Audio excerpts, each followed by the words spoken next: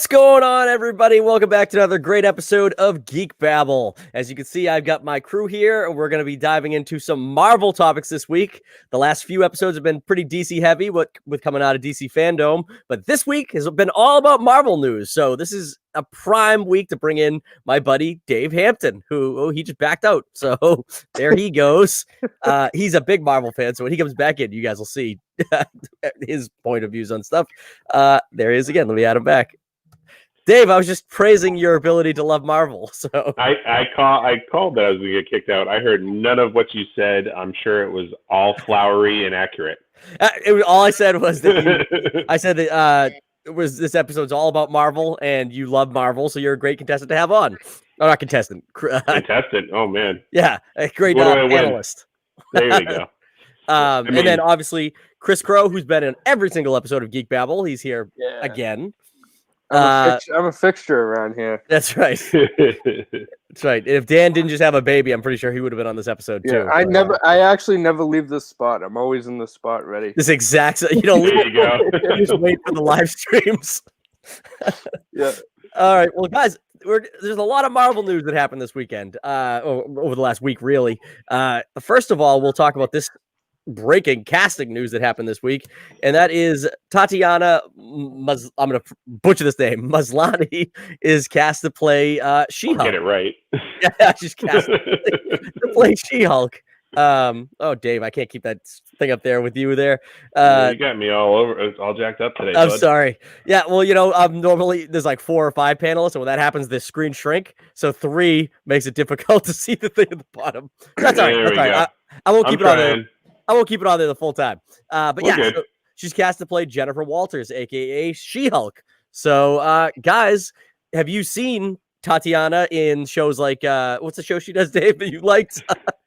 She made her name pretty much in the show Orphan Black. Orphan Black. Yes. BBC drama where she plays it's somewhere between 5 and 7 roles throughout the show, where it's about a woman that's cloned. And so you basically start off with a drug addict who's the essential part of the show, but then you also have a housewife, some Russian killer. It just gets really wild. And what's crazy about the show is she plays each one of these characters distinctly. So she just really shows her chops as an actress, as somebody who can carry and do a lot of nuanced roles. And some of the characters are badass, characters that kick ass. And so she's a good fit for Jennifer Walters, because you see that wide breadth of range, being able to be the human lawyer area, and then maybe just pound some skulls. Yeah. I wonder if they'll call her She-Hulk, or they're just going to call her Hulk, because it would be pandering to call her She-Hulk now. Yeah, it's true. Well, the show is She-Hulk, so wow, it's true. She'll probably just go by Jennifer Walters, honestly. Yep. But Chris, did you ever see Orphan Black or anything else Tatiana's done? I saw a little bit of Orphan Black, but she's great. I actually have no complaints or issues with that casting choice at all. I think she'd be great. And judging by that picture you threw up there, it looks just like her. So I know. Yeah. I mean, it literally wasn't even hard to find a photo that looked like the photo of She-Hulk. But here's the thing too. Her work speaks for itself, and I've never been disappointed in a Marvel casting choice. So I think my faith is 100% there. Right.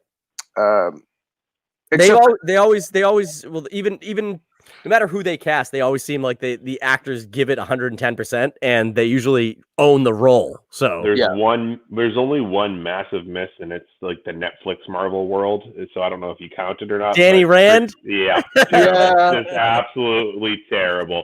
Ruined the entire Netflix universe, bad casting there. Yeah, it really did. And it's funny because Luke Cage was great casting, and obviously Daredevil was fantastic too, Charlie Cox. So I'm not gonna lie. Jessica Jones was great too. Yeah, Colleen Wing. I forget her name. She carried that whole show. Oh, she was on her best part. Yeah. Well, there's a reason why season 2 is basically them saying Danny Rand sucks. I know. Giving it to Colleen. Yeah. Even the show writers hated him. That's the best part about it. Mm-hmm. Yeah, that's terrible. But so some backstory on the character. So Jennifer Walters. I always feel like I want to say Jennifer Jones. I don't know why. Jenna Jameson. Yeah, what are you talking about? So, Jennifer Lawrence. I keep thinking you're gonna say Jennifer Lawrence. Yeah. One of the comic or the comic line is she's actually Bruce Banner's cousin, which Yeah. I don't know that they probably will go that route just because So- that's literally how she gets her powers is because a blood transfusion. He's Right. the only person around when she gets like severely shot, right? She gets shot by like the mob. Yep. And then then the other fun fact about She-Hulk, right? She is the first Marvel character to break the fourth wall. It's not Deadpool. It was actually She-Hulk way back in the day. really? You go back into the old She-Hulk books. There's this thing where like a famous panel where the comic book authors or writers are objectifying her, and she reaches out and beats the hell out of them in the comic book. So she reaches out, grabs the artist, and beats the crap out of him. It's like I a could famous totally panel. see that Funny. as part of a movie, especially now. So I actually kind of hope they do that. Yeah. That's hilarious. No, It's I didn't actually know a that. super famous panel. It's worth looking into. Yeah, it's fun. Like she like gets in the artist's face and like starts and then the goth panel beats the hell out of him. It's funny. Right. That's So, hilarious. so obviously she gets a blood transfusion, which is obviously even in I don't know when this series is set to take place. Yeah. I would assume it's probably. I mean, I'm assuming post snap. Everything. You think post snap? I'm thinking everything's post snap right now, but maybe that's just me. In the universe because It should be post snap. WandaVision's definitely be post snap. Oh, for sure. It's her mental breakdown, and you have Winter Soldier and the Falcon. Is gonna be post snap because it's gonna be about Sam becoming Captain America. So I mean, I'd be shocked if this wasn't post snap because they're trying to build up the next round of things. Yeah, Right. Yeah. I think the only thing not post means- snap is Black Widow. So that means obviously. you're gonna have CGI. Maybe. You're gonna have CGI Hulk walking into the fucking like urgent care unit and just be like, "Hey, get some blood." Like, there's a weird theory about the Black Widow movie where that might be post snap as well, where she's actually going to be a clone.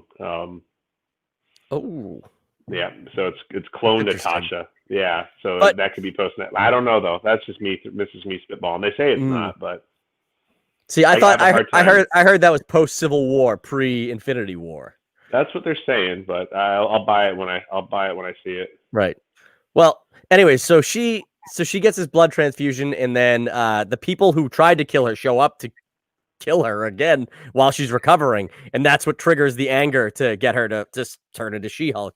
Now, since I've honestly never read a She-Hulk comic other than like little tidbits here and there, so she maintains her mental state, right?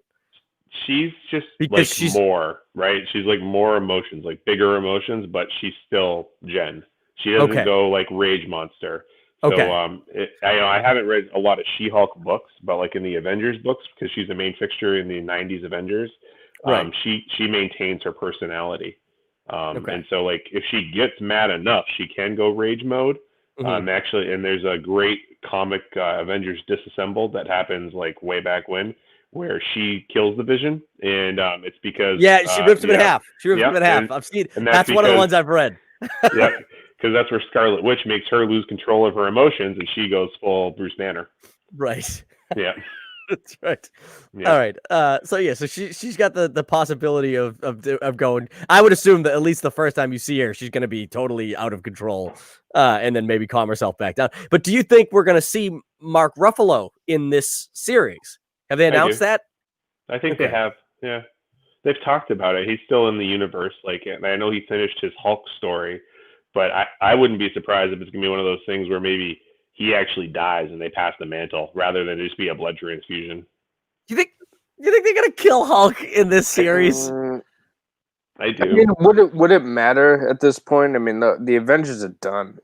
And the Hulk is the Hulk in the MCU is not the Hulk. He's something else. Like, Yeah, it's that's not, true. Yeah, he gets beat up by Thanos and then basically cries foul to the point where he retreats forever. That's just everything else in Infinity War is so awesome, but that part about how the Hulk just kind of like acts like a crying baby and never comes back, never sat right with me. I gotta tell you, that's my one gripe with it too, because I felt like there needed to be a scene where Hulk went toe to toe with Thanos and turned it a little, like, maybe not kill him, but like that. I think the fans deserved a scene where like Thanos was like, "Oh shit, I definitely pissed this fucking guy off," and like he just obliterates him, But I mean, they had fun with the Smart Hulk in Endgame, and it was an important character in Endgame, so they had to get to that point, I guess. But the Cull Obsidian scene where they kill Cull in Infinity War, where Hulk basically is like, "Yeah, I'm scared of this guy that I beat up before." I'm like, whatever. I would like Mark Ruffalo to be like a supporting character if they do more than one movie. To kind of like a mentor, to show the ropes or whatever. Kind of like Tony Stark and Spider-Man a little bit. Because the passing the mantle thing is so cliche and stupid. Like I really wouldn't want to see them do that. Unless you have to, like, I think the Black Panther scenario is obviously different, and they're gonna have to do some kind of a mantle passing in that. I want them to keep Mark Ruffalo around. Yeah, and they've already pretty much.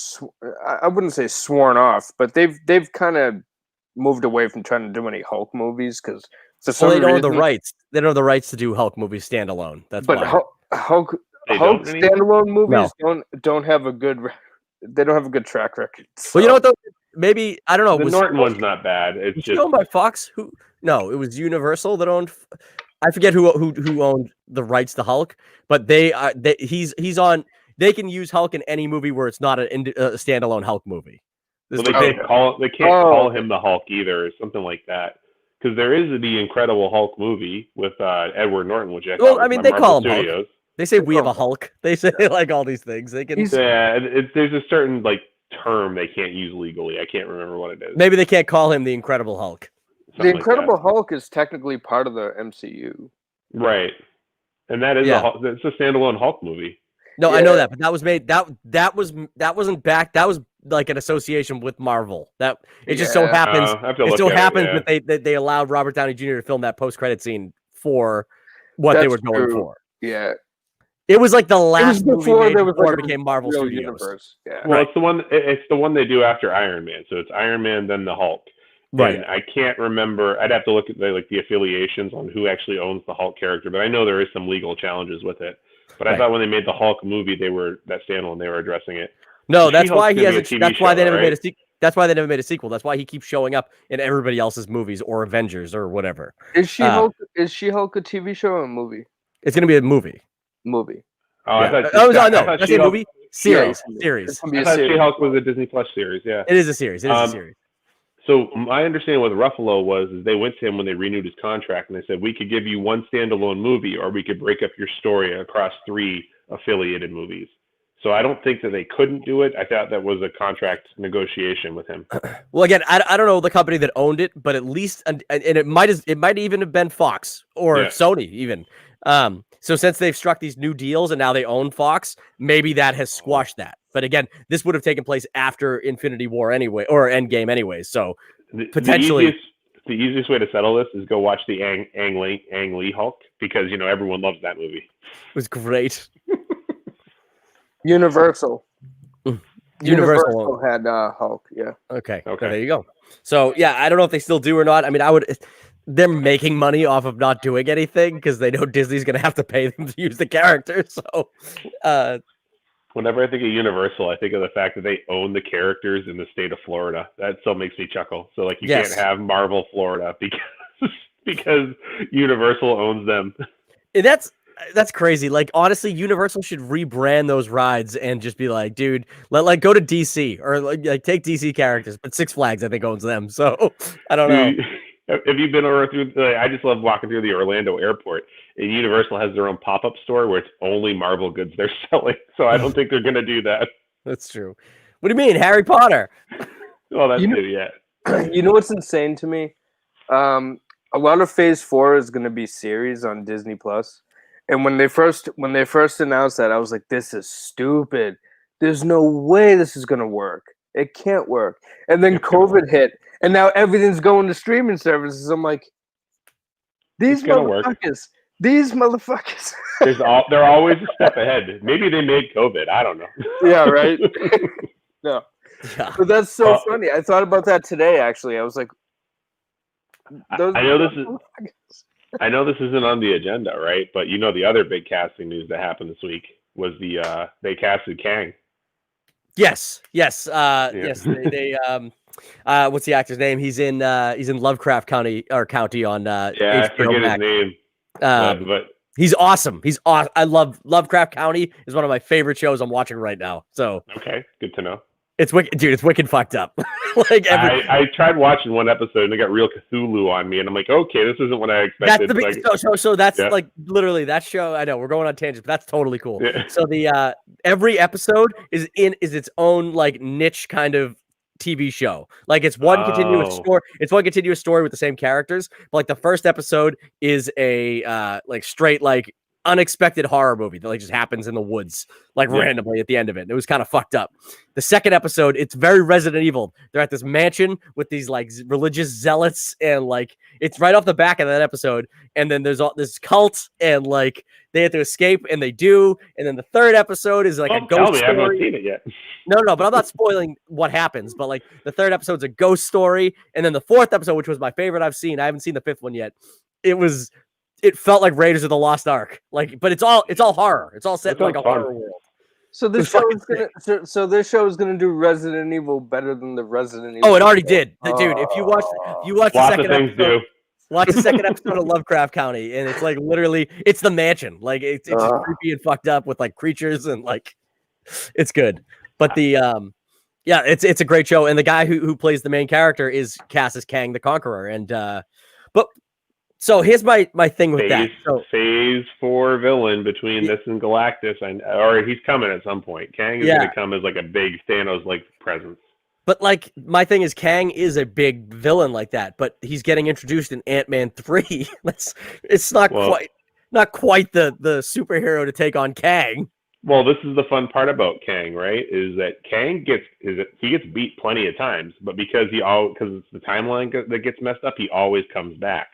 Right. So it might be one of those things where you might see like Kang get fought a few times before like you get the big bad Kang. And so this might be Kang pulling strings before we get to the big bad Kang. That's very true. And you know what? Not for nothing. This could be like pre-Kang, like you're kind of saying, where he's like pre-Kang. It's like kids like I'm gonna send my kids to pre-Kang this year. Well, no, but it could be that like he's like developing his like time travel devices and whatnot. In this against Scott Lang could be a good nemesis to that version of Kang, who then gets lost in a timeline and then fucking comes back with a vengeance. You're right. Well, I mean, if it wasn't for the Ant-Man franchise, we don't have time travel. So to me, like Kang making his debut where time travel made its debut makes sense. Right. And they fuck with the timeline so bad already that like he's a good villain to come. Yeah. But is his agenda always to come back to right timelines, or is it to just attack people who he believes are not worthy of breaking timelines? He's a weird one. So ultimately it's because there's a timeline where he is like the god of everything. And what makes him upset is that timeline is basically being dissolved. And so he keeps coming back in time to prevent his timeline where he's like the king and his family gets dissolved. He keeps coming back to keep that from getting fucked up all the time. So isn't he? I don't know. F-bomb's okay, but yeah. But no, F-bombs, totally. F-bombs are fine. Kids don't watch this show. Why not? Does anybody? Hey, we get views. We get some views. We got a couple hundred each episode. My kid's that jealous I'm on YouTube, but he's not now, so he might want to watch it. My niece and nephew watch the trivia matches. They get a huge kick out of the fact that I'm on YouTube. To them, it's like their TV. Yeah, it's crazy. It's crazy, but that's another topic. But Kang isn't Kang in one of the comic runs, anyways? Isn't he the kid in Iron Man 3? He's well, I don't know if he's the kid in Iron Man 3, but there's a version of it where he's like plays a character called Ironheart or Iron Lad. It's Iron Lad. And so in the Young Avengers, he's Iron Lad. So like Kang before he becomes the Conqueror goes back in time and like teenager Kang wants to hang out with like the Avengers that he read about and join their squad. And that's how Iron Lad is. But yeah, so there's like so many different versions and flavors of Kang because of this like fact that he's from the far, far future, that they can really have a lot of fun with like how many times Kang drops in there. Right. It could also be different actors too, right? Because if the timeline gets messed up, so like, oh, this one guy got cast for it, doesn't necessarily mean he's always going to be Kang. Right. Yeah, it's true. I remember that dude, that kid from Iron Man 3 showed up in the Endgame, and I was like, who the hell was that guy? Yeah, it wasn't until I watched. Camera dwells on this like unknown teenager for so long, and you're like, oh, that got to be the kid from Iron Man 3. No, I had to read it online. I had no idea who it was. I racked my brain forever, and I couldn't think of it. It wasn't honestly. I don't think Dave, you and I saw Endgame together. I don't think it wasn't until our drive home when we were talking about the movie that we were like, "Who is that kid?" And we were like, "I think it might have been the kid from Iron Man 3." But yeah, at the time, I was just like, "Who is that? Is that emo Tobey Maguire? Like, what the fuck?" It would have been even better if like it was from Iron Man 1. Him and Leslie Bibb had a kid and no one knew about it. Yeah, you're just illegitimate son right at the end of it. Yeah. All right, but that's good. Great She-Hulk talk. No, but I'm all for it. I think it's going to be great. This is a great casting, and it led to a lot of other fun conversations. But yeah, do you think last bit about She-Hulk, and then we'll move on? But do you think that there will be other like known Hulk characters, like I don't know if General Ross will be in the series or not? William Hurt. Well, or but like what about like Doc Samson or like the leader, like all these characters who have been hinted at but have never been on screen? I'd be interested to see how they work that in, right? Because they're traditionally Hulk foils, but because they haven't worked them in, the leader being the ultimate foil of the show makes a ton of sense. Right. Doc Samson probably will be like a Easter egg. Like she'll probably have a therapist as she's going through her transition, right? And it'll probably be Doc Samson. Right. Right. This would be something like that. Doc Samson's ridiculous though. What a character. If they don't do him justice and give him the long flowing green hair, like I'll be so mad. All these people that get like minor exposure to gamma radiation. Well, it'd be funny if he catches it through like an STD from hooking up with her. Like that'd be. Now you're talking. That's what Disney Plus is all about. Disney Plus shows sexually transmitted gamma rays. Exactly. It Follows is on Disney Plus, isn't it? Yeah. No. Yeah, the leader made the mistake of going down on her. That's why his head grows. Yeah. Hulk follows. Oh man. All right, She-Hulk is done. Let's we'll move on to the next topic, which we've been talking about some other Marvel stuff here. The next topic is that all the Marvel movies have been pushed to 2021. The lineup looks like this. We got Black Widow, which was supposed to come out like months ago, and then was supposed to come out again like weeks ago, is going to come out on May 7th, followed by Shang-Chi on July 9th, Eternals, which was also supposed to come out in November 5th next year, and supposedly Spider-Man Homesick, which is a title that's being floated around, is coming out December 17th. So, what a bad title. I don't know. That's like somebody. I saw a report that said that was the working title for it. Which they're gonna drop the home shit. Mm-hmm. They won't do it for the trilogy though. It doesn't make sense to go home, and then have the third one be called something else. So I don't know what Shang-Chi is. He's like the world's greatest martial artist. He's right? Bruce Lee. I thought Iron Fist was supposed to be the world's greatest martial artist. No, it's Shang-Chi. It's actually always been Shang-Chi apparently. Dude, but yeah. I mean, we'll talk about Shang-Chi first. That is a comic book that I know nothing about. Nothing. I've never even heard of the character. In fact, when it was announced as a movie and not as a series, I was like, well, that seems strange for a character that.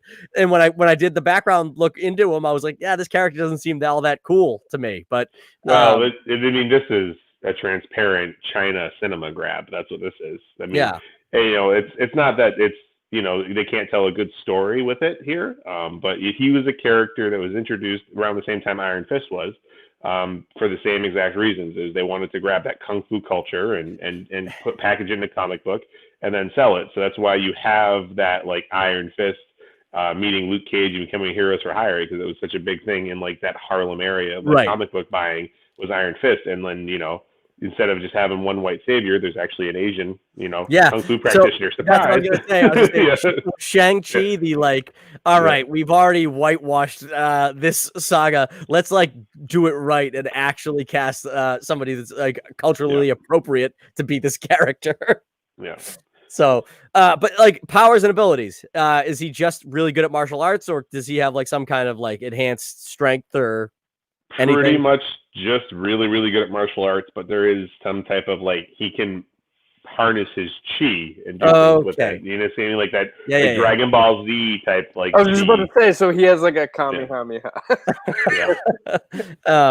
So it's like if you guys watch the new Mulan, that's like what it's all about. It's all about she's like can harness her chi, and they're like we're gonna cut out all the fun and songs, and we're just gonna replace it with the fact that she's like badass at fucking like. I heard it was bad. I heard it was bad, and I stayed away. Yeah, but like $20 to watch. That's when they're going to do it for free in December. I already have your subscription. I'll wait till December. I paid for it. I paid for it. I enjoyed it. It sounds like no.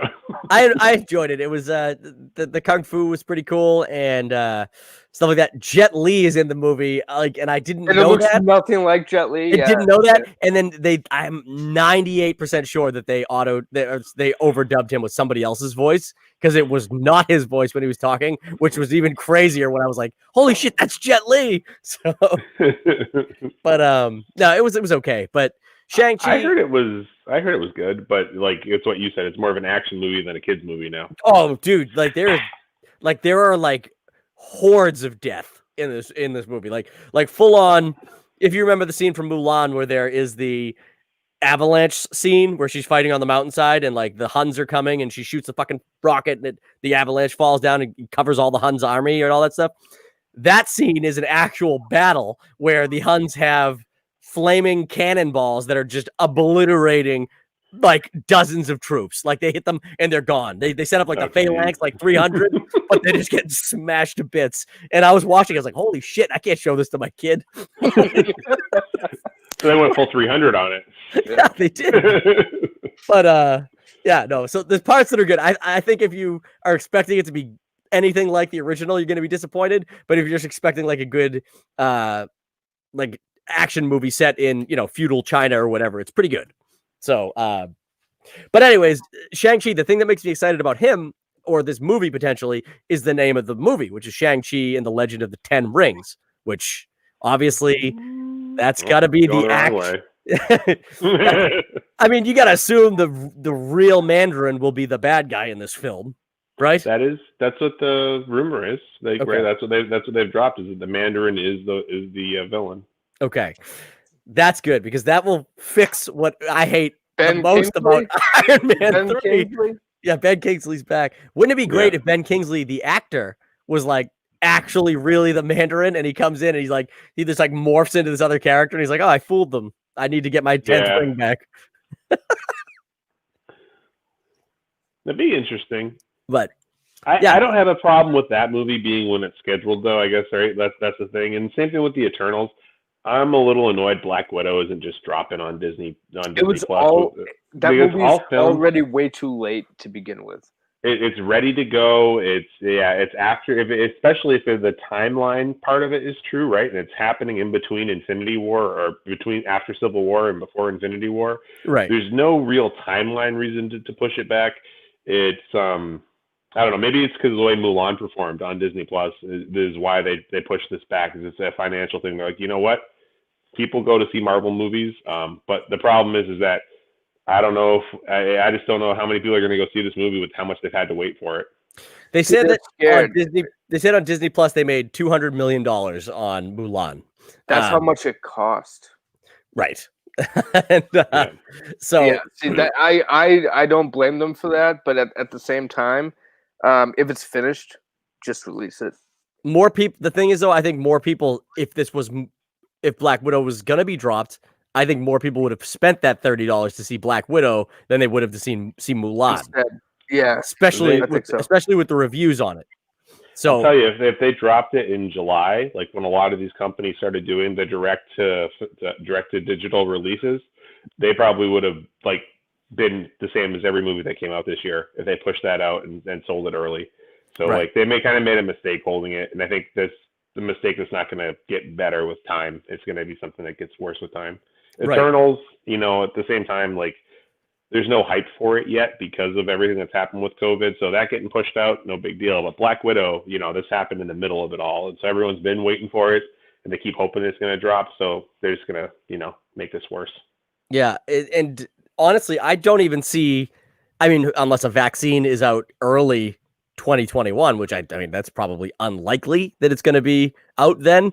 Even this movie's going to get pushed again. There's no way that May deadline hits. And I think if they have to move it again, fucking drop it. Just put it on Disney Plus. Well, I mean, if they have to if they have to move it again, right, then that just makes everything we're saying right now even more true, because then they just pushed it back for no reason where they could have been making money off of it for the last year. Black Widow would have been a good like experiment to drop it on Disney Plus. Yeah, because it's a character we've seen her.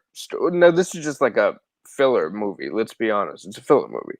Black Widow didn't get her movie in the initial release schedule, so now she's getting it. But so this could have been one that people would have been okay maybe seeing at home. So they could have dropped it before Mulan, and this might have like changed everybody's mind on the direct to streaming situation. Because now everyone's gonna look at Mulan and go, "Ooh, we don't want to do that." But I think Black Widow might have done okay if they had released it. I think Mulan is hampered by other things. It's got kind of mixed reviews. There's also a lot of people are mad with a lot of the filming sites being like culturally inappropriate. Yeah, there's a lot of shit working against it, right. Comparatively, and knowing that it wasn't a true remake of the movie, you know, without the songs, without the fucking Eddie Murphy dragon. I think the biggest. I mean, honestly, I think the biggest mistake they did with Mulan is releasing it as a pay-for extra on their streaming service. You know, like if it was something where they released it to Amazon only, like through like that type of service, they might have made more money off of it because they released it. Because I think it's just that legit, the visuals of that. Because I personally didn't want to spend the money on Mulan because I'm like, I already paid for Disney Plus. If they dropped it on Amazon Prime, I would have paid the $20 to watch it off there before giving them another $20 on top of my $10. Right. It's a silly thing to skin, right? But that's exactly the way it was felt to me. Right. And like we rented it because we weren't doing anything, right? So like we're like me and Sarah were like, you know what, this will be a stay and date night for us to just watch a movie that's not necessarily a kid movie, something we haven't seen, something new. So we spent it, and you know, it probably wasn't worth the money. But like I rented fucking Trolls World Tour too, and that wasn't worth the money. So I've been spending a lot of money on stupid shit this fucking quarantine. Dude, the one movie that I did spend the $20 on that I'm okay with was the Sonic the Hedgehog movie. See, I haven't even seen that yet. It's actually really good. See, it's the best kids movie that came out. I rented it and I have it on Blu-ray. It's actually behind me. I liked Scoob. I liked Scoob. I love Scooby-Doo. So when I paid for Scoob, I wasn't mad because like Hallie loved it. I loved it. Sarah didn't like it at all, and I was like, you never watched fucking Scooby-Doo. That's why. I'm a huge fan of the original '60s show. Yeah, like the original Scooby-Doo was fucking awesome. You know my favorite episodes though, when they started doing like I like the original one's great, but I love when they start doing like the celebrity guests. The Harlem Globetrotters and Batman. The Batman episode is fucking awesome. The Batman episode, whenever the Globetrotters are on, I'm like, this is the shit. I agree with you, Duffy. I was like, this is the best. You get the one Globetrotter who's like the size of is a short guy who's like scared of everything. I love the Globetrotters ones. They're the best. No, they were great. They were awesome. And then they randomly would have what's her name? What's her name was in like so many of them. The heavyset woman from the Mamas and the Papas. Why can't I remember? Mama Cass. Mama Cass. Yeah. She was in like so many episodes of that version of Scooby-Doo. It was great. Yeah. But quarantine. I spent $20 to see Bill and Ted 3. Okay, I haven't read. Sarah wouldn't let me pull the trigger and buy that one, but I love Bill and Ted, the first one. So I thought it was great. Yeah, I thought it was great. Yeah, The reviews are stellar, and they're saying Yeah. it's made tons of money, like through rentals and. It's kind of what Dumb and Dumber 2 tried to do, but they did it right. but they did it right. Yeah. Oh, that's excellent. Nice. Okay. The only thing off about it, and we won't get too into it, but the only thing off about it is Keanu Reeves doesn't quite know how to play that character anymore. So he comes off as a little weird doing the lingo, but that's it. But it works because he's like 50 in the movie. So he was getting interviewed. He was getting interviewed about it, and somebody was like, "What's it like? You gonna be able to get Bill's voice back?" And he looks at him and goes, "I was dead, dude." And it was like, yeah, I guess you can. No, but it's good. It's good. It's I played solid. dead, dude. But I want to see it wicked bad, but I have not. Yeah. So Marvel stuff. Yeah. So obviously Shang-Chi, I'm excited for it. Black Widow, like I said, we hopefully things turn around because I would like to see it in theaters. It does. There's some part. Taskmaster is one of my favorite villains in all of the Marvel villains list. I love something about muscle memory power. The muscle memory power he has. I love that. It's a fun power set, right? Or whatever it is. Like, it is a fun power set. I'm not going to disagree with you there. Right. But I mean, he's kind of like a clownish villain, in my opinion. I don't think it's a he in the Black Widow movie. I think it's probably a female character because they're doing because that's why it's not. He's got the kind of super helmet and like it's very. I don't know. I have a feeling it's a female character in this one, so I'm curious who it's going to be because it's got to be somebody worthwhile to reveal as a Black Widow backstory, but I don't know. Maybe I'm full of shit. Maybe it's just fucking. Hey, maybe you're right. Maybe you're right. It's just another clone of Natasha. Oh, that'd be badass. Imagine if that's the story. Like she's going up against Taskmaster, who like has the muscle memory ability, and like she ends up killing her, finding out it's fucking a clone, and that she's a clone, and that she is alive. That would be crazy. I mean, we feel like time travel. We haven't seen cloning yet, and I don't think that character is done. Yeah, you might be right. The Eternals obviously is the next one out after Shang-Chi, and I don't know what to think about Eternals. This is the Shang-Chi, Eternals. These are comics that I know of, but I've never really dived into. So all I can think about when I think about the Eternals is how Salma Hayek is still incredibly gorgeous at 50 plus years old. Yep. That's about it. Like, that's all I got for you. Dude, I know some of the things about it. Like, I know probably more than most about the Marvel Cosmic Universe, but these are obscure characters even for the Cosmic Universe. This is like 70s, 80s like characters that they tried and no one really bought into, like Guardians of the Galaxy or Nova or anything like that. When you look at the original artwork, I mean, literally, it's like Nazi poster boy, blonde hair, big poof, like the stupidest looking blue and white suit I've ever seen in my life. Like just like rocketing into space, and like I don't know these characters at all, and that is again, maybe I'll pick up an Eternals omnibus and fucking just like fly through it before the movie comes out. But I mean, if they don't seem like they're that intriguing of characters, and if they're supposed to be on Earth and they're supposed to be super powerful, where the fuck were they when all the shit was going down? Why are they supposed to be on Earth? I mean, there are scenes filmed with them on Earth for sure in the movie. Like you see, there's an image of Kit Harington and one of the other characters like walking through like a park that is clearly like New York City, and so, or maybe it's not New York City. I guess shouldn't say clearly, but so if they're supposed to be Earthbound heroes in some way in this movie, like again, if it picks up after the events of Infinity or Endgame, cool. That's totally cool. I think this is where. I think this is where we're gonna get Galactus hints of Galactus. He could be. And I think this is where they're gonna start. Like, I think there's two things they're gonna build simultaneously. One we talked about, which is Kang. The other one is Galactus. Especially now with the Fox deal closed, and Galactus is gonna show up at some point here.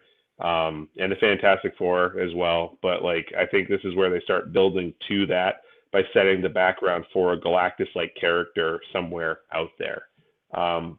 I don't think this is weird though. This one's supposed to be like throughout like the universe continuity, right? This isn't supposed to take place in any one time. That's the one thing that I know about it. So I mean, it's going to be interesting. No major red flags. Like I told you, Captain Marvel had red flags like for days for me. Me too. And same Shang-Chi and Eternals, no major red flags. They're not going back and retconning anything, I hope. That's the one thing I do, like, when I hear timeline spectrum, I do worry about that a little bit, because retconning when things are going well doesn't, like, why change things that work? Right. And that's exactly where Captain Marvel went wrong, in my opinion. But yeah. Chris, do you know anything about the Eternals aside from like casting news, anything like that? Nothing at all. Zero.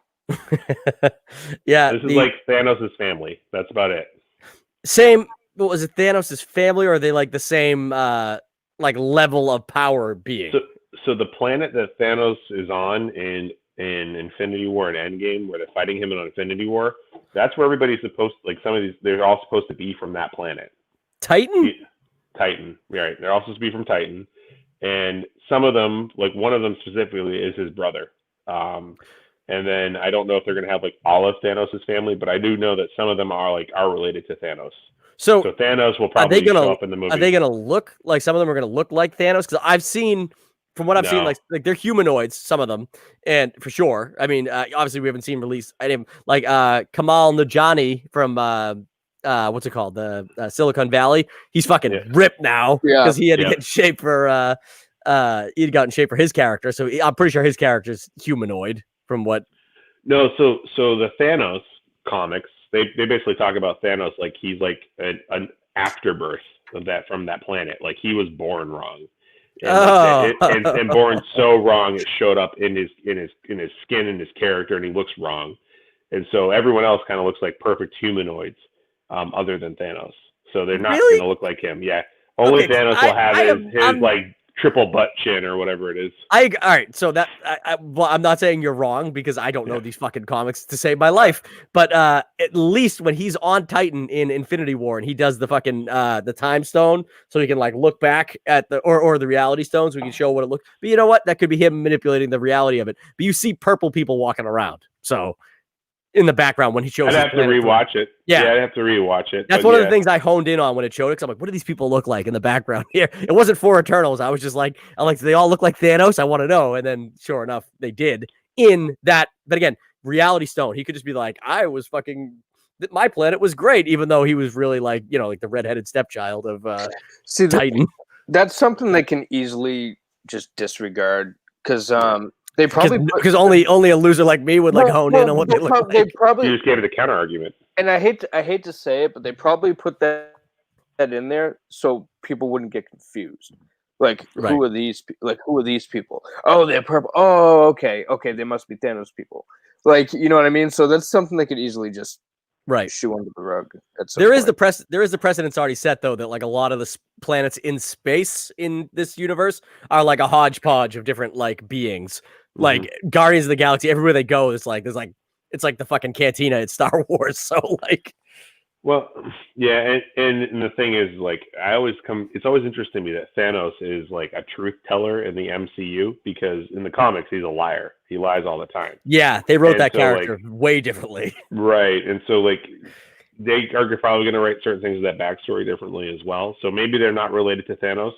I did read, though, he's supposed to show up in the movie, so he's gonna be part of the movie. That's cool.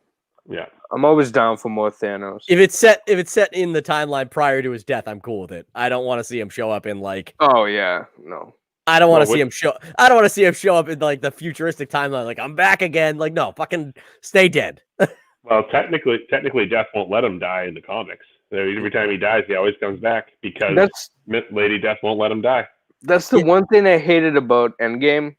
I don't want to get into we're not going to get too deep into it, but the religion, they didn't get to kill. They didn't get to get the revenge, or not revenge, but they didn't get to settle the score with their Thanos. It was like a totally different Thanos. Thor kind of cut his head off. The movie starts with him getting his head chopped off.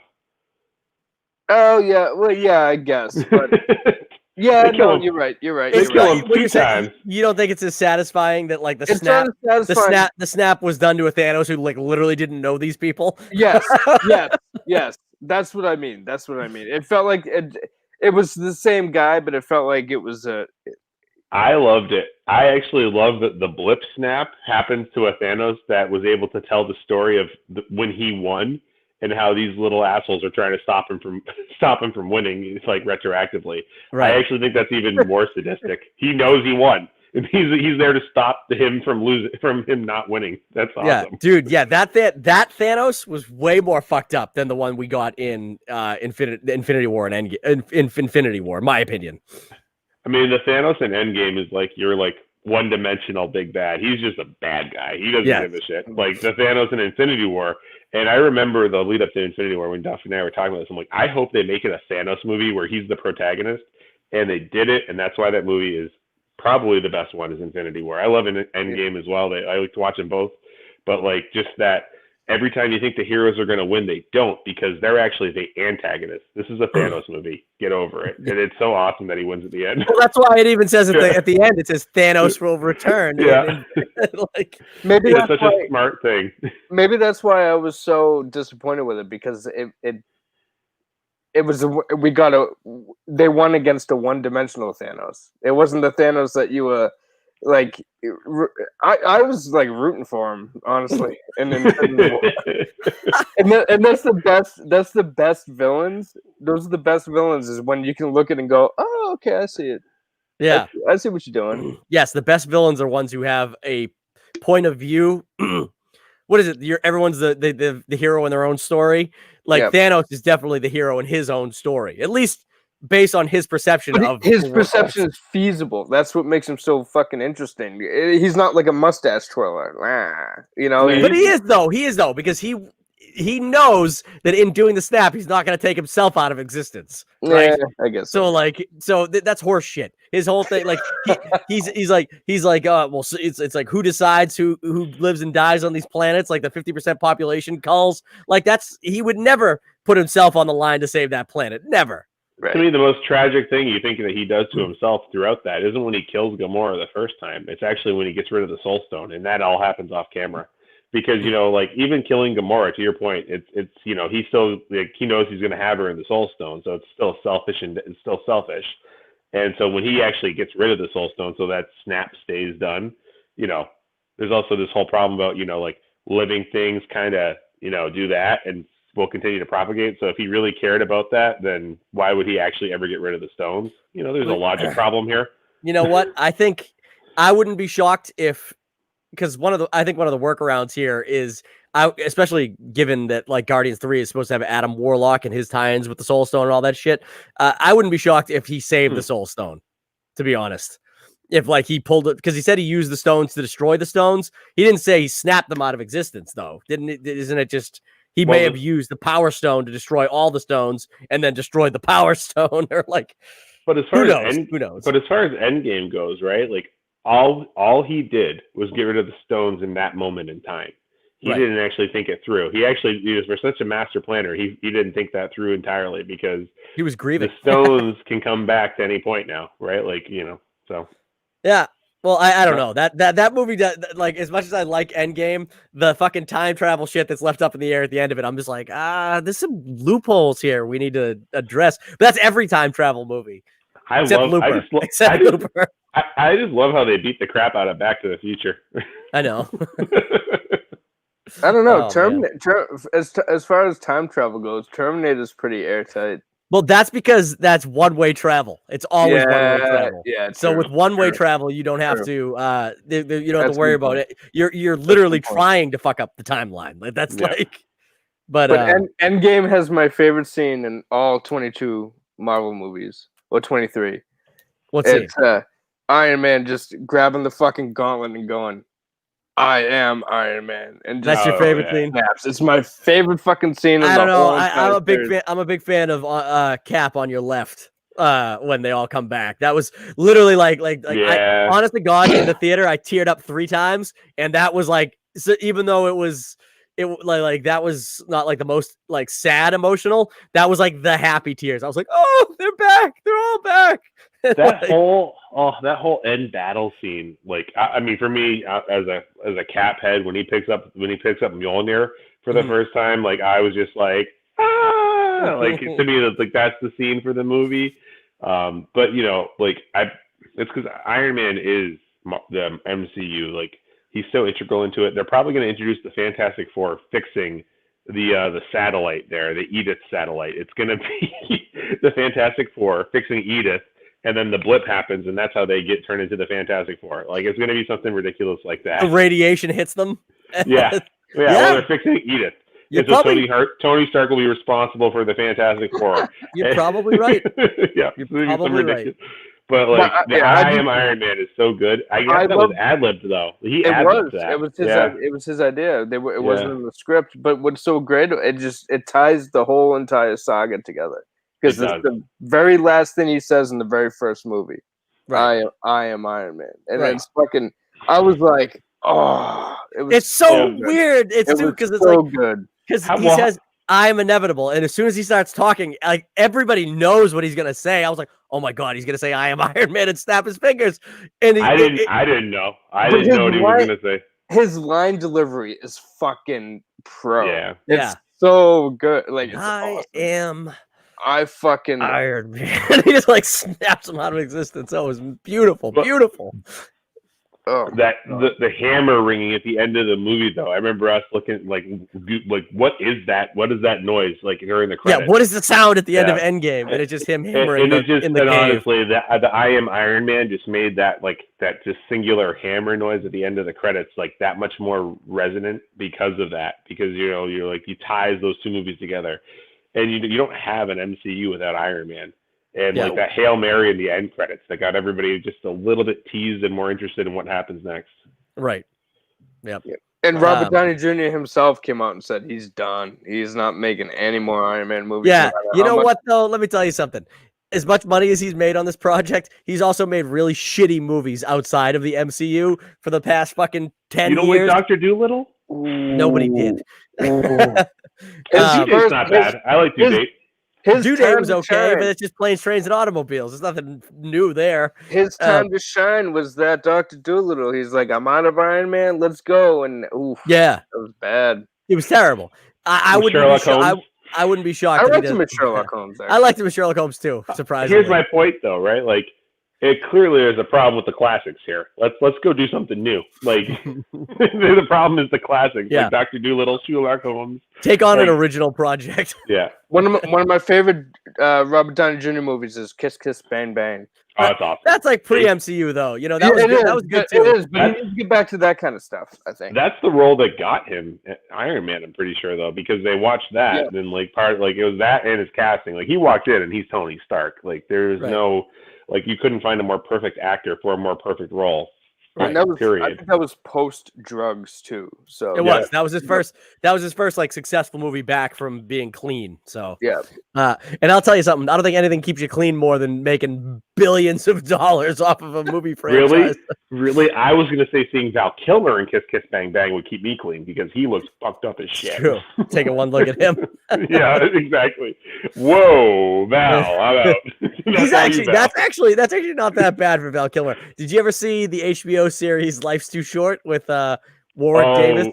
Oh, he's so terrible. It's so gross looking now. Oh my God, he's like. Also, he's in MacGruber. Like Val Kilmer, really let himself go. He also has fucking serious cancer. Does he? Yeah. Oh, I didn't know that. Now I feel like an asshole. I'm sure he's ill. He's not well at all. I'm sure it's not related to all the coke. Like, who's the who's the old she used to be this killer Catherine Bates or not Catherine Bates? No, God, there's one of them. She was in Jewel and Nile. She's this Hollywood stunner who did way too much coke like Carrie Fisher did. And there's just this problem with doing way too much coke where they Kathleen Turner? Kathleen Turner. You got it. Yeah. She was beautiful in her day, and I don't know what happened. And then she disappeared. Oh my good. She looks like she looks like you find her under a bridge now. I love you went to Fisher at the end. Dude, you went to Jewel of the Nile. You didn't even go to Romancing the Stone, the original that was the better of the two. I know. Jewel of the Nile. Oh man. I just remember, Kathleen Turner, she was in that Californication show with David Duchovny. Yeah, I was like, she's so. Yeah. But then I looked at her from back in the day. I was like, wait, no. This is why we did. This is why you don't do too much coke, kid. Yeah, It's that simple. Just show a picture, the before and after picture of her and Val Kilmer.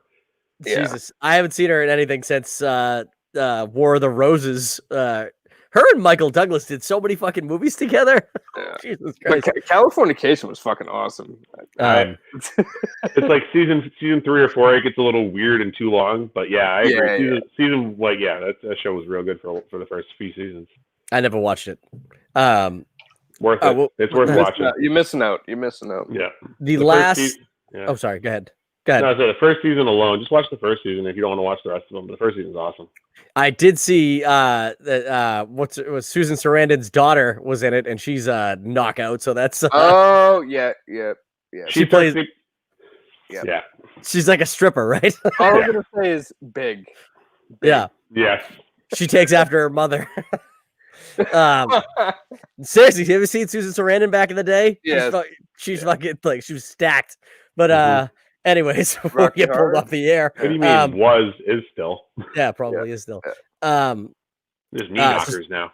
So Spider-Man Homesick supposedly is coming out at the end of next year, which is weird that it's slated. I didn't think this movie was filmed yet. So that seems weird that it's even going to be released next year at all. Can I just say I'm not as thrilled with the Marvel Spider-Man movies as most people are. I think you can say that. You'd be the only one who says that. I liked what's the first one? Homecoming. Mm-hmm. Homecoming. I liked that a lot, and everybody in it was great. He's and I'm not saying him. He's a great fucking Spider-Man / Peter Parker. I just think the movies he's had just. Especially the last one. I wasn't a huge fan of the last one. I loved the last one. If it wasn't for Into the Spider-Verse, that's my favorite Spider-Man movie. Yeah, the one with Jake Gyllenhaal as Mysterio and shit like that. I wasn't big on that one. I think Far From Home's fun, but that's where you get like the furthest away from Peter Parker as like I know Peter Parker. In some ways, Tom Holland is a great actor though, and he does a really good job in both of them. I love Tom Holland as Spider-Man. Yeah, the movies. It's kind of like Henry Cavill and Superman. It's just the movies he's had aren't great. Like Tom Holland in the Sam Raimi movies would have been fucking amazing. You know what I mean? Like it's just the movies he's placed in haven't really. So I think they could do better. My problem with Spider-Man, MCU Spider-Man, is the problem that I kind of hinted at with Fantastic Four. Too much Tony Stark. Right. Yes. It's just like it really like they got to dial it back. They got to let these guys have their own villains, their own characters. But you have 2 Spider-Man movies in a row where the main foil against Spider-Man is Tony Stark's mistakes, and that's kind of the problem that I have with the MCU Spider-Man. That actually might be it. That you might actually be explaining what my problem with it is. Because the Vulture, right? Like the reason why they don't get along is because he's just a bad guy who's trying to steal more alien weapons that Tony Stark's keeping from him. And then in Far From Home, the whole problem with Mysterio is that Mysterio is just a bad guy that wants to take Tony Stark's weapons. And so here we have the same movie 2 times in a row from a bad guy perspective. Right. And that's kind of the problem I have with it. I think you can ignore them pretty easily because everything else that happens around them is very well done. But they need to have like Peter Parker deserves his own villains. His villains are the best villains in Marvel canon. They are probably, yeah. So like, why are we getting these Tony Stark twists on Peter Parker villains? Well, I don't think you'll see that anymore because I'm pretty sure. I mean, don't quote me here, but I think from this point forward, they kind of set it up that like now Peter is himself. He's his own man, his own character. He's moved on. That was the whole point of that last movie was it's okay to move beyond Tony. And like that's like don't get me wrong. I hope that Jon Favreau's Hap is still heavily involved because I actually love him as like a new kind of. Not father figure, but like the Uncle Ben replacement, right? It'd be hilarious if it starts with the wedding between him and Aunt May. Oh, it'd be great. Well, it won't though, because the way that it ended, like it's definitely gonna be him on the fucking lamb. But Spider-Man is most interesting when he has everyman problems. Yeah. Like Right. he can't pay his rent, he can't do this, he's Right. late for his dates because like and that's the thing. And with the MCU Spider-Man, I mean, he's barely even Spider-Man. He's basically Iron Man Jr. He's got a fucking Well, Iron Man suit. Like he's Spider-Man without Peter Parker. Like, this isn't the Peter Parker that I know that has the can't pay my rent problems. So, like, to your point, right? He doesn't have the everyman problems. I can't pay my rent. I'm never on time to see my girlfriend. Like, now that he has a girlfriend, now that he's supposed to be striking out a little bit more on his own, maybe we'll get those problems, but he really won't because he inherited Tony Stark's wealth. And so the MCU Spider-Man's always going to have this inherent flaw where he's not going to be, he's going to be like, they do a comic book version of this after the Brand New Day where like he basically makes a deal with the devil so Aunt May doesn't get shot by Kingpin's assassin. And so they do this where Tony Stark then becomes like this billionaire inventor on his own and goes around the world and is this version of Spider-Man. So this isn't like completely out of context, but I kind of agree with you. Is like he's really interesting as like the guy who tries to make everybody happy to meet his responsibilities, but ultimately always feels like the punching bag. And this Tony Stark doesn't have that. Or not Tony Stark. See, they just did it. Peter Parker. But I get to that he's also younger than Right. But yeah, I hope that. But that's been my problem is because he just hasn't been as interesting as he could be. Well, I'm hoping they do branch off more with the next one. Well, so if I was going to say that before you even brought up, but I think the plot line here in the first two movies is he does have everyman problems. They're just not problems. They're high school problems, right? And they work well for the movie they're telling and for the for what people like want to connect with this Spider-Man because they've already seen the I can't pay my rent Spider-Man. That was fucking Tobey Maguire. They've already seen the like late to missing my dates with Mary Jane. Like all that's already been done. So they were like, the only thing we haven't done is tell the high school stories, right? So that's the I want to get it. I want to go to prom with this girl that's way out of my league. And like then the next time is this other chick likes me and I want to take her. I want to go on a school trip with her and like be able to tell her I like her. And it just never happens. It doesn't work out.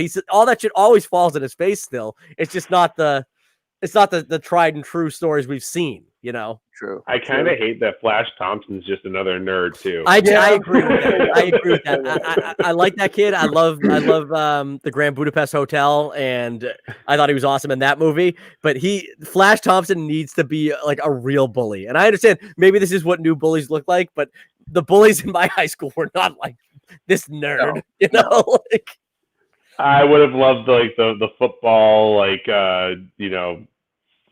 jacket wearing guy like just what's push his people face? in the locker. Who was Flash Thompson in the original Spider-Man? It was Joe Manganiello or whatever. Yeah.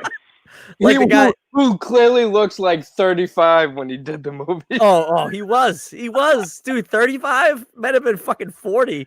He at least made Tony. Oh my goodness, Tony Stark. I'm gonna say it again. Peter Parker. Tobey Maguire. He just made Tobey Maguire look more like a high school student. Yeah. Oh yeah. True. I guess I didn't think about that. They needed to make somebody older play the bully, so because you don't even remember the faces of the other people in the hallways. It's just 35-year-old Joe Manganiello beating up 42-year-old Tobey Maguire. Yeah, Flash, kick his teeth in. Oh man. Yeah, I'm excited for this next movie. Obviously, I thought the last one ended in a great place where you're like, oh shit, what is gonna happen with Spider-Man? That actually, yes, that it did end fucking epically. And where do you go from there? That's crazy. Supposedly, Kraven the Hunter is going to be the villain next time. That's not the gossip on the interwebs. Kraven the Hunter. So wow, he's a fan favorite. He's a Spider-Man fan favorite to like the end of the day because it is one of the best Spider-Man comic books like of all time. Is where he like kills Spider-Man. Kraven's Last Hunt.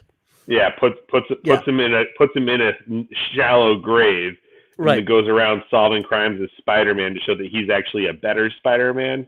I don't know if that twist on it will happen. I'm pretty sure it'll just be the trying to kill him. But I'm sorry, go ahead. I really want a Spider-Gwen movie. It might happen. Like I don't see how it could. Honestly, I mean, Haley Steinfeld voiced her in the Into the Spider-Verse. I would love to see her actually play Spider-Gwen. I'd actually be happy with just another animated Haley Steinfeld Spider-Gwen movie. Well, she's going to be Into the Spider-Verse 2 is being developed. There's no way she's not going to be in that. Yeah, but that movie is. I actually watched that movie again the other night, and it's fucking awesome. Yeah, It's the best Spider-Man movie. I mean, I actually disagree with Duffy. I think Into the Spider-Verse, they just did everything right. Well, I said that's my favorite Spider-Man movie. Yeah. I said Far From Home was my second favorite. Sorry. But no, Into the Spider-Verse is just, they did so much right on that movie. Miles Morales comes off like real good. Spider-Gwen came off real good. Dude, Peter B. Parker is my favorite Spider-Man of all time. Yeah. He's my favorite. He's got all the problems I'm talking about. He does. He's got all the problems, and then but without the dorky, fucking punchable Tobey Maguire face. Like he's got all the. Yeah. He's animated, so you can make him look however you want. Right, but he's got all the problems, but in like a cool fucking way. Like, whatever. He's got the gut hanging out. He's like he's getting sucked into the portal. He's getting sucked into the portal. He's like, no, I need my pizza. I love that it's like Chris Pine's like the Spider-Man of that universe that Miles is from. Like here's like this guy who's like, whatnot. And then that guy's like the dude from like the New Girl TV show. Jake Johnson? Yes, Jake Johnson. Yeah, he's like your like traditional like comedian like take on it. Yeah, it was good. They did it. Was like awesome. I said, Sony did everything right with that. Like it really was a very impressive movie. Right. Way better. Perfect. I don't know. Like definitely not the same creative team as Venom. That's all I know. Right. But if they do Kraven's Last Hunt, my thought on it is, and this is again, I'll throw this out into the ether, hoping that MCU is like tapped into this video and watching us talk about it. No. I think they should call, if they're going with the home theory for like the title, I think they should call it "Home is Where the Hunt Is." Oh, really? That's way too fucking wordy. That's like I know. That's like Birds of Prey. The fantabulous emancipation of one Harley Quinn. Yes. I even forgot it for a second. And that movie was kind of, but we're talking about that movie. Fucking trivia question. What the hell is the whole name of What's that? The full title? What's the full title of the Harley Quinn movie? Dude, nobody would get it right. I was thinking like good one would be Spider-Man Home Run, because Homesick isn't bad if he's on the lam the whole movie, right? Well, that's why Home Run works. That's Spider-Man Go Home. Spider-Man Homeless. Yeah, exactly. But so I'm excited for it, but again, I don't know why it's on this slate. There's no way this movie's been filmed. They didn't even close the deal for it until last for Spider-Man to even come back until last summer or last fall, and they definitely didn't go into production this summer, this year. So how could they possibly release a movie next December? I mean, if it hasn't been filmed, there's no way it's making that release date, because even the productions that have resumed now, everyone's extra cautious. Everything's taken twice as long to do. When was the release date announced for this one? The same time as these other three? Yeah, this graphic that I pulled up was from the like the announcement thing that I pulled up. That it was supposed to come out next December. I mean, we'll see. I mean, Sony was pretty aggressive with filming Far From Home, and they got that put together pretty quickly. So we'll see. I mean, because it's Sony as the production studio, not Marvel. I mean, there's some things that definitely differ. It's true. I don't know. I would be shocked to see it hit that date, but whatever. We can move on to the final topic today, guys. And this one, we've had some great tangents. So this one, hopefully, will just be a lot of speculation and fan stuff here. But the trailer for that the upcoming show, the upcoming WandaVision series, I Dream of Wanda, has dropped, and we got our first look at it. It's actually coming. I think it's dropping in November, actually, the series. So it's pretty close. And obviously, this is an interesting show because it's just the trailer alone's fucked up, but Vision as a character is dead. So it's gonna be interesting to see what we do here. What do you guys think about it? Do you know of the Vision comic book run where like he's like a consultant in DC for like the president? Have you heard of that one? No. There's like a Vision Goes to the Suburbs comic book. I was starting to read it a little bit. This felt like it was kind of like pulling a little bit from that, but then adding the Wanda twist from like House of M. House of M, right? Where like they have the kids and all that other stuff. So I feel like it's going to be like a merge of those types of thoughts. But so really, House of M is where her children are murdered, and she basically has a psychic break. So House of M is it's not her children murdered. It's she basically goes crazy as the result of Avengers Disassembled. So we talked about that at the beginning of the show with She-Hulk, right? So we find out that Scarlet Witch is the big bad in Avengers Disassembled. Mm-hmm. House of M is essentially the continuation of that break where she gets rid of all mutants. Right. Yeah. And so like just basically kills the whole mutant population just with 3 words. Wow. Yeah. Okay.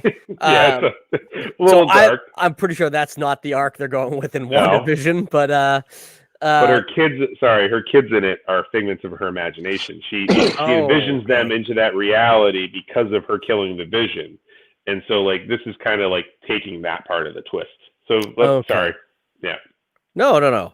So obviously the thing that is most prominent in this trailer, at least, is that they're jumping between what again is WandaVision, which sounds like a television.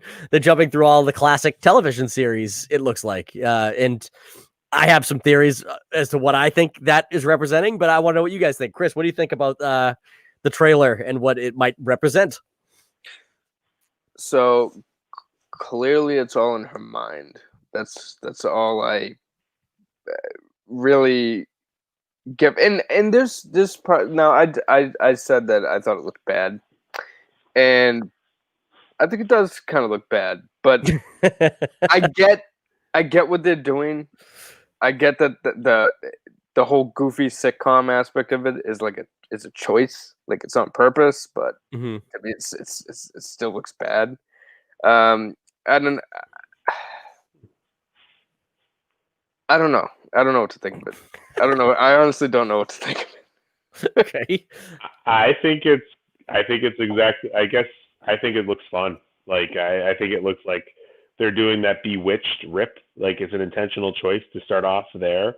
And then it's going to spin off into that multiverse of madness part of it, where it's going to be very like lots of psychotic breaks and really set the floor like for what that movie is going to be about. Because I do think she's going to be a major part of that. Right. She's cast. She's officially in the Doctor Strange sequel. So yeah. So Doctor Strange is in the show though. I did see that. He is in the show? He's going to be in the show, yeah. I didn't see that. Yeah. So to me, like, I bet you he comes in at the end of the show because I think this is like your prequel to the Multiverse of Madness, and I think she's going to be responsible for some of those problems. But I'm curious as to like because you see in the trailer like her, which looks normal time, just like looking kind of crazy, fucking around with her powers.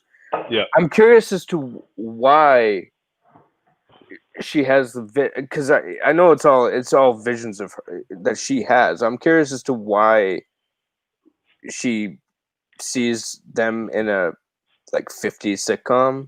Because she's from Sokovia, and that's the most recent broadcast of any show they get.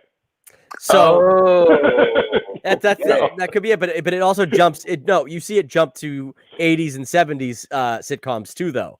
So I'm pretty sure that I agree. I think I Love Lucy was probably something that she watched a lot as a child in Sokovia. But my theory is actually a little different. My theory is that her power, right? She gained it from the Mind Stone, which gave Vision his life and all that stuff like that.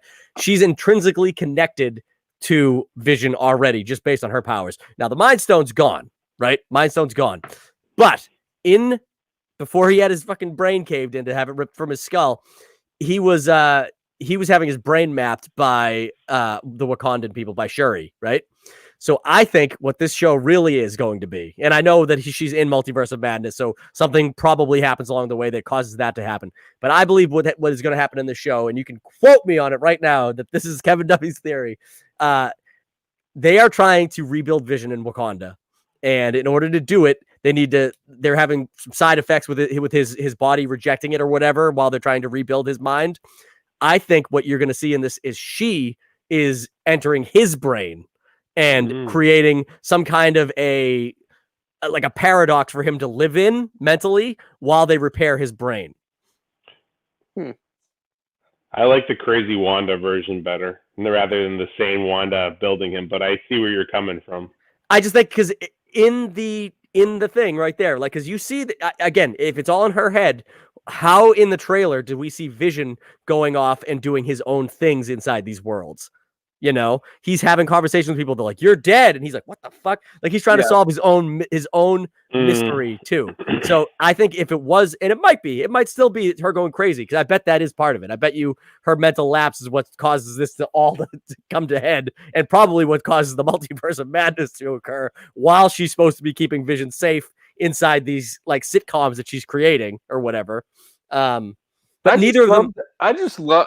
Sorry, finish your thought. No. But I don't know. That's just what I think is I believe that there's some kind of a Truman Show kind of keep him secluded, keep him safe, so that while his body's being repaired. And I don't know if you'll even see that until the end of the series, or at least not. Like, the series isn't going to open with that plan being laid out, like get in Vision's head, keep him safe, because that would ruin the whole thing.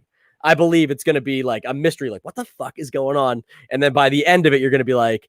You're going to realize that it's going to pan outside to see Vision being remade with Wanda like laying in like a trance next to him, like trying to like keep whatever, you know? So, I mean, I don't think Vision's dead.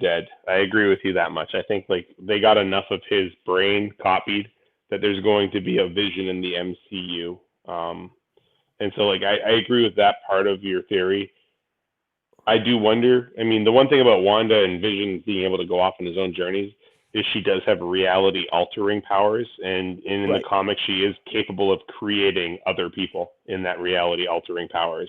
So to me, like, her going crazy totally leaves that open as a possibility where she could just recreate them, just going crazy and recreate them as like a person.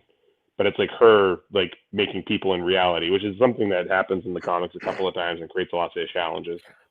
I agree, but I think that Marvel is smarter than having like a fake Vision that she's created to like have like her romances with because she's dead, and then later being like, by the way, we actually did bring him back. And I feel like if you're gonna do the show, because this might just be a one-off series to kind of set it up so that he's back and she's back like totally level-headed going forward into multiverse of madness or whatever.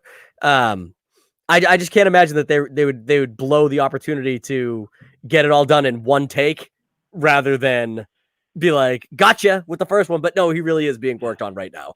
I mean, I think you have an interesting theory. It'd be fun if it's right. I know. Honestly, if I got it right, I'm literally going to call Marvel and be like, aha! I saw behind it all along. Not so clever. No. Let's get this guy in contact with Kevin Feige. That's right. Kevin's think alike. Yeah, I think it looks good though. I love the sitcom vibe on it. I love sitcoms. So for me, it's like seeing these two characters play with that. Like Paul Bettany, he's a funny guy and he never really gets the chance to be funny. Vision is inherently funny because he's awkward and like stuff like that. But that was his whole thing. He didn't want to just be playing Jarvis. Like I think him being Vision was just a whole career move that he was just like, hey, I don't want to be Jarvis anymore. No, he's not. You're thinking of of the guy who's in Little Nicky. That's one of the demon brothers. I thought he was like the kicker from like the Replacements. Yeah, for a second there. He was the figment of Russell Crowe's imagination in Beautiful Mind. Yep. Okay. Yep. Yeah. He's been in a bunch of stuff. He pops up here and there. But I love him, and I love how expensive his Vision makeup looks next to like the cheap witch costume. What's her face is wearing in the car. I was gonna say that's another thing from the trailer, dude. I love the Easter egg there. Yeah. Yeah, I love the classic Vision costume with the Halloween when they go trick or treating or whatever. I kind of like the classic Scarlet Witch costume. Me too. Yeah. But the I was gonna say another thing. The makeup for Vision looks great when he's like floating around. The special effects look great, straight out of the movie quality. So that's because this is the first real trailer we've seen where special effects are going to be in one of these new Marvel shows, right? So you see him hovering above that city. It looks like it was taken right out of one of the MCU movies. So I gotta be honest, I'd be shocked if like these dip in quality on special effects. I think you'll just see less of them, but you'll see the same high quality. Right.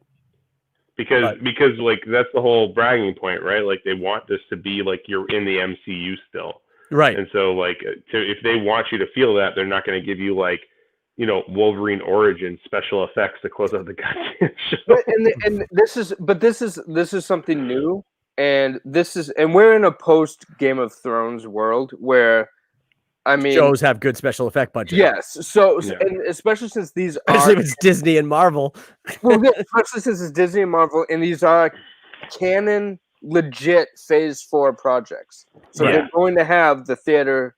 Plus, I mean, they're not. It's not a production on the scale of Endgame, so they have more budget to put into these whatever small special effects they do use. That's very true. Because I guess if you think of it, like each season is not necessarily the budget of a movie. But the budget of, like, I don't know, Game of Thrones was what, $1 million an episode? Is that what they said it was when they were filming it? I could see there's no way that Disney isn't throwing out at least that to for their production values. I mean, look at the Mandalorian. I mean, look at the special effects in that. They didn't skimp there. They're doing this the right way. I mean, the Mandalorian's awesome. I'll be interested to see if they follow that same release model. That I think that's going to be I do think that's going to be the model going forward, because I think a lot of these bigger shows don't like not being the conversation for like months of the year. Right. So like Game of Thrones was, and so like where Netflix I think has been doing it where they drop it all at once and it's like the conversation for 2 weeks and then we forget about it for a year. This is the new model. I think we're going to be stuck with this going forward. The Boys is doing it right now. Right. So that was our conversation we had in not last week's Geek Babble. Yeah, it was last week's, where we talked about The Boys and how that's the mentality is the week to week. And it keeps up. I know these guys laugh when I said it because it's water cooler talk. Like, what water cooler? Well, I'm still going into the office, people. So I do still have water cooler talk. There's nobody in my office, so I can stand by the water cooler by myself. Well, you know what it is, though? It creates space for podcasts about that one episode and then speculation to the next one.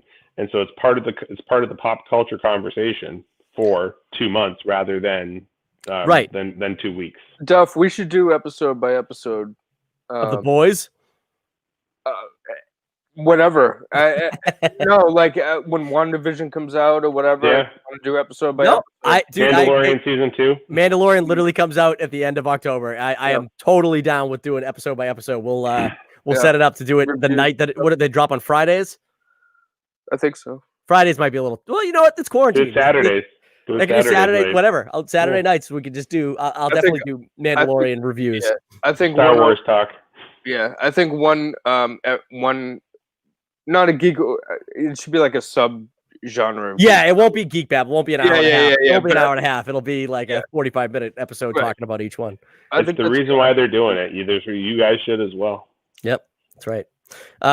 One more thing about the CGI, though. That's the other thing. So again, I should have talked about this when we were talking about She-Hulk, but there's no way that level of CGI isn't going to be on par with whatever fucking Mark Ruffalo looks like as Hulk. You know. Yeah. Although actually she's a little more easy to get away with practical effects too. Like yes, she has to be larger than her actual human character is. But I mean, for the most part, it's just green skin dye and green hair. Just Gamora her. Right. Well, see, I actually think it's gonna be I think it's gonna be harder. It might actually be tougher because you're gonna have CGI that makes her look like the actress. But I mean, She-Hulk in the comics is like a 7 foot, 8 foot like Amazonian figure when she transforms. Tatiana Maslany is like 5'2" on a good day. Right. Like but dude, all they have to go back to is Lord of the Rings style filming, where you don't have real hobbits, but you just have her film her scene and have the people fill in. Or just stand on the box. Do the Tom Cruise and stand on the box. There you go. That's true. Tom Cruise is like 6'8", right? Yeah. The movies would have you believe. The movies would have you believe. I probably bumped into Tom Cruise and didn't even realize it because he's so tiny. Might Sorry. even stepped on it. Might have even stepped on his head one day. I don't know. Sorry, Tom. I feel the pain. I'm probably the same height as Tom Cruise. But you don't pretend to be taller. Oh hell no! No way. I used to try, but that didn't get far. The lifts in the shoes only go so far. Yeah. Yeah. All right, guys. My one question about Wanda is, what happened to the accent? Well, she lost it over time, though. Every movie, she's lost it more and more. You know what it is? She's lived in America for 2 years, so you lose the accent after 2 years. Everyone knows that. No, you know what it is. Wasn't there a line of dialogue? Wasn't there a line of dialogue in Infinity War where it was like, your accent sounds so much better, and it's something like, Natasha's been coaching me. Oh, really? There is something like that, yeah. Yeah, I'm pretty sure there is, because dude, Black Widow's supposed to be Russian. But the other thing that happens to the accent on Scarlet Witch. But to me, the other thing that happens to the accent, right? It's just simple. It's because it's the sitcom version of her. It's not actually her. Yes, but she didn't have an accent in Endgame or Infinity War either, though. She only had the accent in Age of Ultron and Civil War. Yep. Yeah, but that's true. But I mean, so but you could explain it away even better with this TV show reality, right? Because you're just saying, oh, it's part of the sitcom reality, but right. She's American now. Get used to it. That's fine. Exactly. Nobody cares about that. You'd rather the actors be able to give a better performance, not having to do the accent. So right. I mean, she's hooking up with robots. That's about as American as you get. That's the other thing I want to talk about. No. That's the thing I want to talk about. So Vision, when he is created, I know that he can like change his appearance and all that stuff. So like, what's the deal? That dude got a dick or what? Like, let's be real. Like, does he manifest a robo dick? Oh hell yeah! The real question is, because he can phase it, do they have to take their clothes off, and are they fucking when they're hucking? Yeah, that's a good question. Like if he's gonna phase, does he like whenever they're slow dancing? He doesn't even have to pull out; he just phases right through her. Questions, the real Geek Babble. Literally, if it's a slow dance scene, is that actually a sex scene? I want to know. We're basically Brody and Mallrats right now. No, honest to God, when I saw this trailer and I knew we were gonna tackle it, my first thought was I need to talk about Vision's dick. That was your first thought. That was my first thought. Maybe might get second or third or fourth, but let's. That's because it's something that irked me for a while, and I was like, I need to know, and I wanted to throw this out there. Can he phase just the tip, maybe the tip and the shaft, or do the balls come into part of this phasing equation? The real question is if it's a mental manifestation of a penis, does he like go to her and he's like, oh yeah, I think I made it a good size for her, and then she's like, ow, that was just too big. He's like, oh shit, I need to like, what is he doing? Like, is he googling like dicks to be like, that's a good one? Well, I hope he starts small. I want to see. If he starts too big, she's dead. So he probably needs to start small. So hopefully he's going like in a nice 4 inches, like average. He's doing the. You guys see the last episode of The Boys? Yeah. Yes, you gotta get caught up. There's a guy who's got a super penis. he's Mr. Fantastic just from his dick. Yes. Disgusting. But that literally, I was like, there's no way I can't bring this up, and I'm glad you brought up them having sex because I would have forgot about it. All right, that's what I'm here for, Duffy. Just talk about comic book characters sucking. This is perfect time to end this episode. Guys, thank you so much for being on this panel. I had a great time talking about all these incredibly insightful topics we talked about today. For everybody here at Geek Babble, everybody at the Boston Movie Geeks, please hit the like button. Please subscribe to our channel, and we will be bringing you content like this every week over in movie trivia battles here on Geek Babble. If we ever get back to doing Wicked Bad movies again, we'll be giving you some of those. But thank you so much for watching, and we'll see you guys later.